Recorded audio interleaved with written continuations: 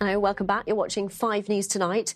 38,000 school pupils are taking part in the UK's first School Diversity Week. Children aged 7 to 18 years old are involved in the campaign to raise awareness of lesbian, gay, bisexual and transgender issues in schools. Well, according to recent research, 90% of secondary teachers have witnessed homophobic bullying. The same number still hear the word gay used in a negative way by pupils. And 40% of pupils who experience homophobic bullying end up skipping school. Well, I'm joined now by Tim Ramsey, founder of the charity Just Like Us, which has organised the campaign, and Andrea Williams, who's Chief Executive of Christian Concern. Good evening to both of you. Good evening.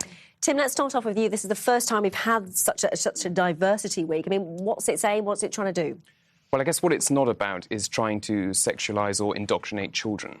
What it's really about is about well-being. Unfortunately, growing up LGBT is still so difficult, as you've seen in terms of school, but also 1 in 2 self-harm and 2 in 5 contemplate suicide.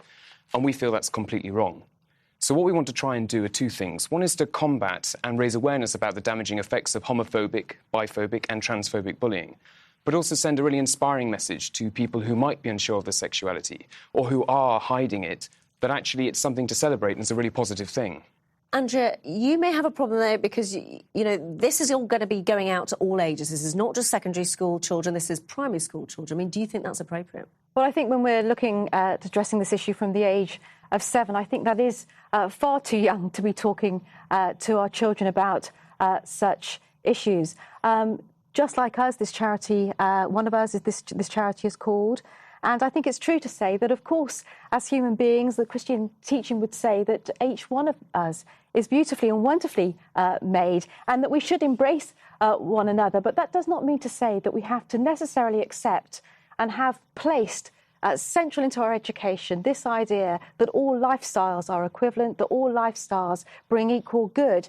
And again, so what we here are seeking to celebrate, what's being celebrated here, is really the indoctrination of something, of a lifestyle, of a new prevailing cultural orthodoxy. And those that would disagree find themselves coming into much trouble. Tim, 7 years old, though, I mean, do you think that is too young? I mean, what Andrea said, is it too young to talk about these things? Well, I think there are 2 points. One is that prejudice starts very young.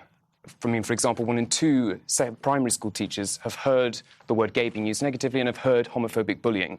We don't, with racism, wait until a child gets to 14 or 15 to say that it's not suitable to say that, not appropriate. The other thing to bear in mind is now 1 in 12 children are adopted by LGBT parents.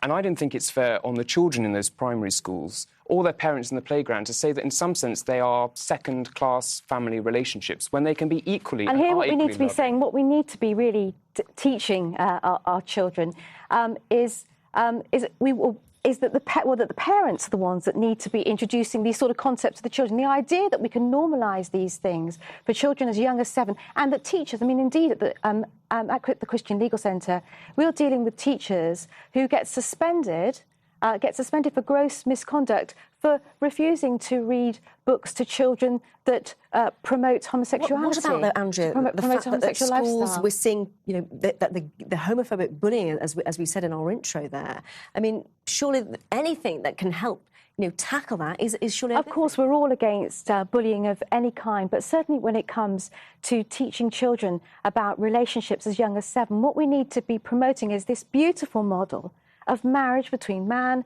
and a woman, and children within that construct. The idea, just for as young as 7, we're normalising lifestyles that... I'm going to have to stop you because it's only fair that Tim gets his say. I think it's very unfair to say that a relationship between a man and a man or a woman and a woman can't be something that's loving and beautiful. And the thing but you want to promote this to 7-year-olds. The important thing for me is I can't understand what parent would ever want their child to grow up in an environment where they can't feel confident to be themselves and where they can face prejudice which affects their schoolwork and stops them from being able to fulfil everything they can. Refusing to promote this. Teachers are being sacked. Tim and Andrea, I'm afraid we are out of time, but a very interesting conversation. Thank you very much. Thank you.